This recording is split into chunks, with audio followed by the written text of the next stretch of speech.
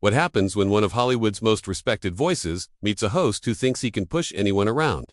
What you're about to hear is the story of how Morgan Freeman, the man whose voice has narrated our lives, our movies, and our dreams, walked into what should have been a routine late-night interview, and instead found himself in the middle of a confrontation that would leave everyone in that studio speechless. This wasn't just another celebrity dust-up. This was a masterclass in dignity versus arrogance. And by the end of this story, you'll understand why sometimes the most powerful thing you can do is simply stand up and walk away. Make sure to subscribe and drop a comment letting me know what you think about what went down, because this story is going to make you question everything you thought you knew about late-night television.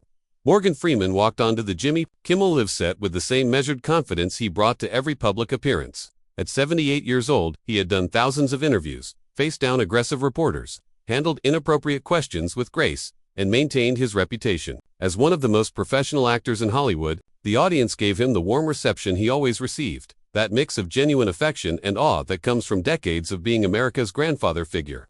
Jimmy Kimmel bounced out from behind his desk with his usual theatrical energy, the kind of performative enthusiasm that had become his trademark over the years of hosting late-night television. Morgan Freeman. Everybody, Jimmy announced to the crowd, his voice carrying that slight edge of smugness that regular viewers had grown accustomed to. The man, the myth, the voice that makes everything sound important, even my grocery list. The audience laughed on cue, but there was something in Jimmy's tone that suggested this wasn't going to be the respectful interview that Morgan's publicist had arranged. As they settled into their chairs, Jimmy's first question came with a sharpness that cut through the studio's polite atmosphere. So, Morgan, I have to ask, and I know this might be uncomfortable, but there have been some rumors floating around about your personal life lately. Some people are saying you've been difficult to work with on recent projects. Care to comment on that? Jimmy's smile never wavered, but his eyes held a predatory gleam that made it clear he was fishing for a reaction, hoping to create a moment that would generate headlines and social media buzz. Morgan's expression remained perfectly composed, though anyone who knew him well might have noticed the slight tightening around his eyes. Jimmy, I'm not sure what rumors you're referring to, but I've been fortunate to work with some incredible people throughout my career. Professionalism has always been important to me, both in giving it and receiving it. His voice carried its usual warmth, but there was an underlying firmness that suggested he wasn't going to be pushed around. Jimmy leaned forward in his chair, sensing an opportunity to dig deeper. Come on, Morgan, you can be honest with us. I heard from a pretty reliable source that you walked off a set last month because you didn't like the catering. That seems a little divish, don't you think? The audience shifted uncomfortably in their seats, sensing the tension that was building between the two men on stage. I think your source might be mistaken, Jimmy. I've never walked off a set because of catering or any other trivial matter. However, I have left situations where I felt disrespected or where the working environment became unprofessional. Morgan's response was measured, but there was steel beneath the silk of his famous voice. Jimmy's grin widened, mistaking Morgan's composure for weakness. Disrespected. That's a pretty strong word. What exactly would make Morgan Freeman feel disrespected? Are we talking about someone not holding a door open for you or forgetting to call you Mr. Freeman? The sarcasm in Jimmy's voice was unmistakable now, and the studio audience fell silent, unsure whether they should laugh or cringe at their host's increasingly aggressive tone. Morgan sat back in his chair, his hands folded calmly in his lap, but his gaze had grown colder. Respect isn't about titles or gestures, Jimmy, it's about treating people with basic human dignity. It's about approaching conversations with good faith rather than looking for ways to embarrass or diminish someone for entertainment value. The words hung in the air between them, and everyone in the studio could feel the shift in the room's energy. Oh, so now, I'm not showing you respect. I invited you on my show. I'm giving you free publicity for whatever project you're promoting. Isn't that respect enough? Jimmy's voice had risen slightly, and his theatrical persona was beginning to crack, revealing something uglier underneath. Morgan's response came in that distinctive voice that had commanded attention in countless films, but now it carried a weight that made everyone in the studio lean forward. Inviting someone onto your platform doesn't give you license to ambush them with unsubstantiated gossip or to mock them for your audience's entertainment. I came here expecting a professional interview, not a roast, where I'm the unwilling participant. The tension in the studio was palpable. Now, Jimmy's producers were undoubtedly scrambling in the control room, trying to decide whether to cut to commercial or let this confrontation play out. Jimmy himself seemed to realize he had pushed too far, but instead of backing down, he doubled down on his aggressive approach. Look, Morgan, this is late-night television, not a press conference for the United Nations. People watch this show to be entertained, to see celebrities be human, to laugh a little. If you can't handle a few tough questions without getting defensive, maybe you should stick to doing voice work where nobody can see your face. The words came out harsher than Jimmy had probably intended, and the moment he said them, he seemed to realize he had crossed a line that couldn't be uncrossed. Morgan Freeman stood up slowly, his movements deliberate and dignified, despite the chaos swirling around him. "I think we're done here, Jimmy." His voice was quiet, but it carried more authority than all of Jimmy's shouting and posturing combined. The audience watched in stunned silence as one of Hollywood's most beloved figures prepared to walk away from what was supposed to be a friendly late-night chat. Wait, hold on," Jimmy called out, suddenly realizing that his attempt at creating viral content might have backfired spectacularly. "Don't be so sensitive. We're just having a conversation here. Sit back down, let's talk about your new movie." But Morgan was already moving toward the edge of the stage. His decision made this conversation ended when you decided that disrespect was more valuable than discourse, Morgan replied without turning back. "I've spent my entire career trying to elevate the material I work with.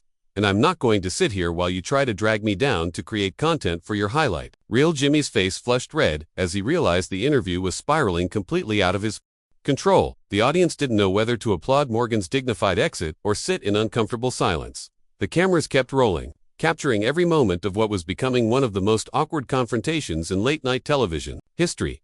"Fine, go ahead and walk out," Jimmy called after him, his voice cracking with a mixture of anger and panic. "But don't blame me when people start calling you difficult and unprofessional. This is exactly the kind of behavior I was talking about." His words were meant to wound, but they only served to highlight the contrast between his petty vindictiveness and Morgan's composed dignity. Morgan paused at the edge of the stage and turned back to face Jimmy one last time, his expression calm, but unmistakably disappointed. "Jimmy, I've been in this business for over 50 years. I've worked with directors who screamed, producers who lied, and actors who threw tantrums that would make toddlers proud. But in all that time, I've rarely encountered someone who seemed to take such genuine pleasure in trying to humiliate a guest on their own show." Morgan's words cut through the studio like a knife, each syllable delivered with the precision that had made him one of the most respected voices in entertainment. The audience was completely silent now, hanging on every word of this unprecedented confrontation. Jimmy's face had gone from red to pale. The reality of what was happening finally sinking in. This wasn't just a celebrity having a bad interview. This was Morgan Freeman, beloved by millions, calling him out in front of his own audience and the cameras that would broadcast this moment to the world. "I never tried to humiliate you," Jimmy stammered. His earlier confidence completely evaporated. "I was just asking questions, doing my job as a host. If you can't handle a little back and forth, maybe you're the one with the problem." But even as he said the words, they sounded hollow and desperate. The protests of someone who knew they were in the wrong but couldn't bring themselves to admit it. Morgan shook his head slowly, a gesture that somehow conveyed both disappointment and pity. "Your job as a host is to make your guests feel welcome, to create an environment where genuine conversation can happen, to serve your audience by giving them insight into the people they admire. What you've done here tonight is turn your platform into a weapon, using your position of power to attack someone who came here in good faith." Pow! Jimmy laughed, but it came out strained and artificial. "Come on, Morgan. We're both celebrities here. We're both successful. We're both rich. Nobody's attacking anybody. This is just television entertainment. You're making this way more dramatic than it needs to be. That's where you're wrong, Jimmy. This isn't just television, and it's not just entertainment. This is about how we treat each other as human beings. Success and money don't give you the right to be cruel, and having a microphone doesn't make cruelty into comedy." Morgan's voice remained steady, but the weight of his words was crushing. "When you invited me here tonight, you were given a responsibility.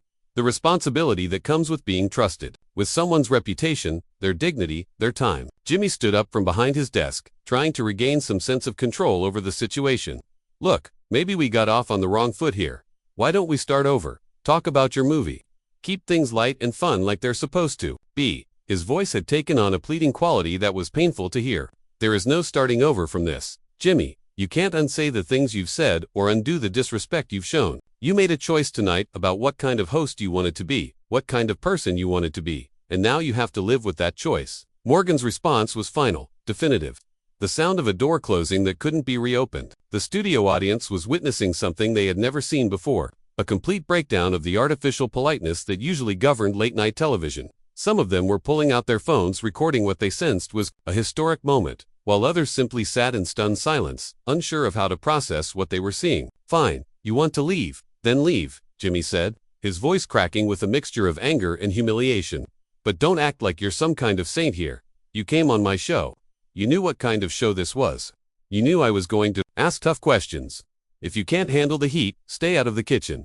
Morgan's expression didn't change, but something flickered in his eyes. A flash of steel that reminded everyone watching why he had been able to command the screen for decades. Tough questions. Jimmy, is that what you call spreading unverified gossip and mocking your guests? Is that what you think journalism looks like? Because if it is, then you've fundamentally misunderstood both your job and your responsibility to your audience. Don't lecture me about journalism, Jimmy shot back, his composure completely gone. Now, I'm a comedian. I'm an entertainer. I'm not some serious news anchor. People don't watch this show for hard-hitting journalism. They watch it for laughs, for fun, for celebrities, acting like real people instead of perfect robots. And there it is, Morgan said, his voice quiet but somehow filling the entire studio. You think that treating people badly is what makes them real, that cruelty is what makes things funny, that your audience wants to see you tear people down rather than build them up.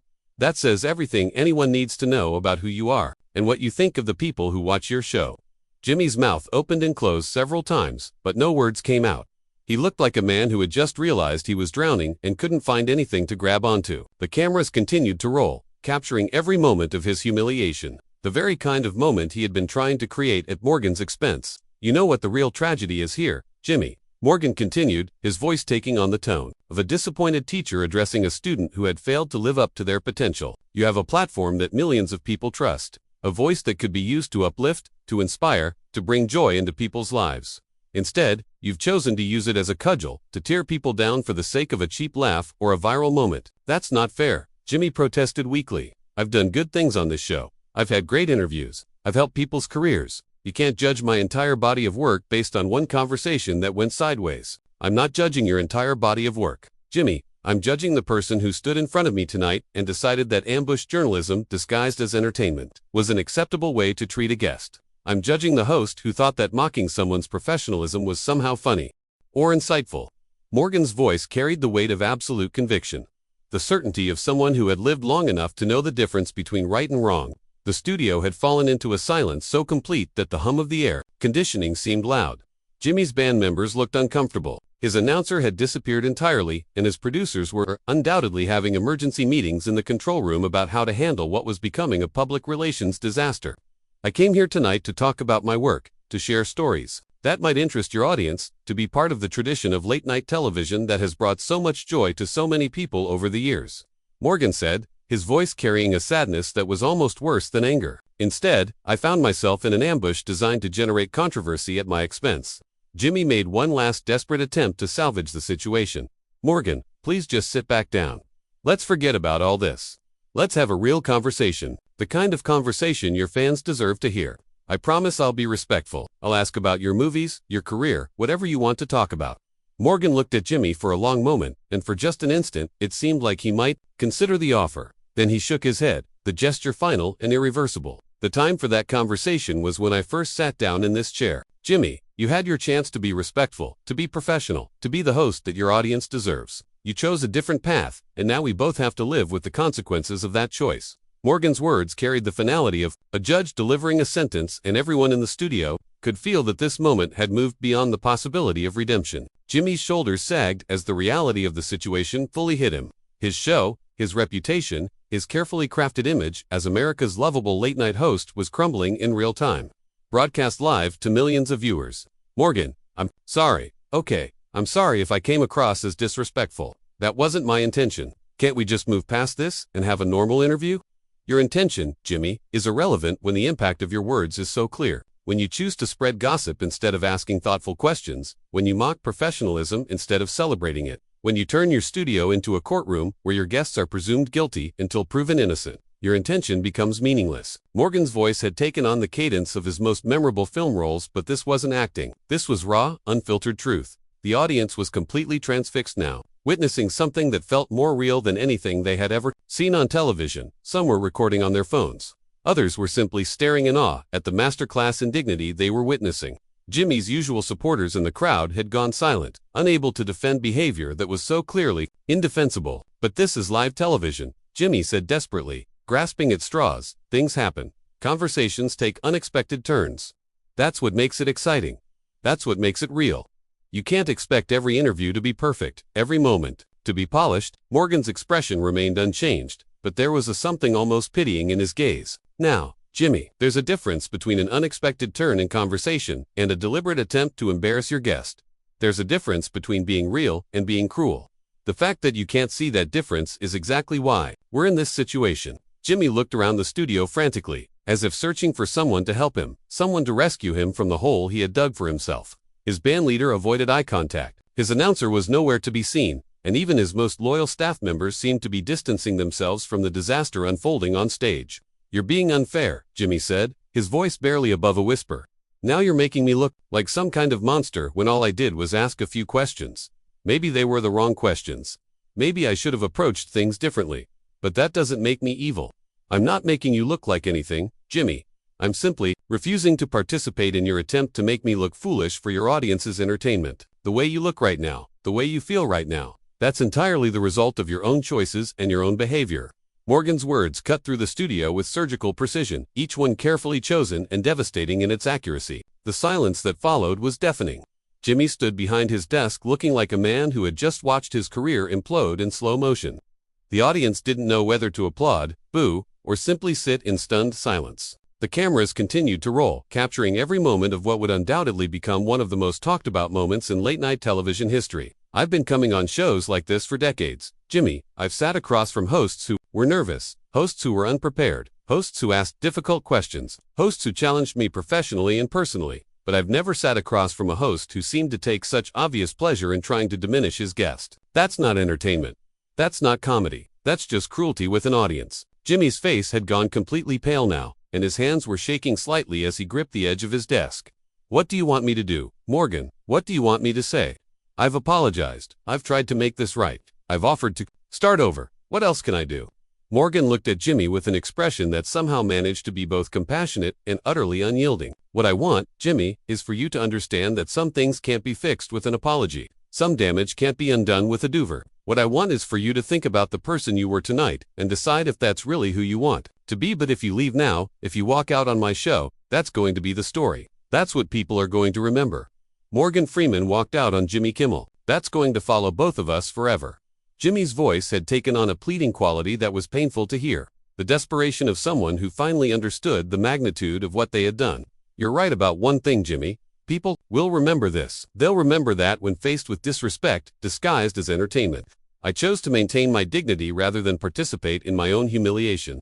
They'll remember that some things are more important than staying in your seat and smiling for the cameras." Morgan's voice carried the weight of absolute conviction, the certainty of someone who had made peace with his decision. Jimmy made one final desperate attempt to salvage something from the wreckage. "Morgan, please, I'm begging you. Don't do this to me. Don't destroy my career over one bad interview. I have a family. I have people who depend on me. I have a responsibility to this show and everyone who works on it." For a moment, just a moment, something flickered in Morgan's eyes, a flash of the compassion that had made him beloved by millions. But when he spoke, his voice was steady and final. "Jimmy, I'm not destroying your career. You did that yourself the moment you decided that cruelty was more valuable than courtesy, that mockery was more important than respect. I'm simply refusing to be complicit in it."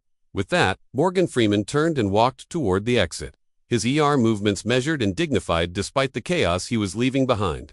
The audience watched in stunned silence as one of Hollywood's most respected figures made his way off the stage, his head held high, his reputation intact, his dignity uncompromised. Jimmy stood frozen behind his desk, watching helplessly as his guest, his show, and quite possibly his career walked out the door. The cameras captured every moment, every expression, every painful second of what had become a complete and utter disaster. As Morgan reached the exit, he paused one final time and looked back at the studio, at Jimmy, at the audience who had witnessed this unprecedented confrontation. "To everyone who came here tonight, expecting to be entertained, I apologize that you had to witness this instead.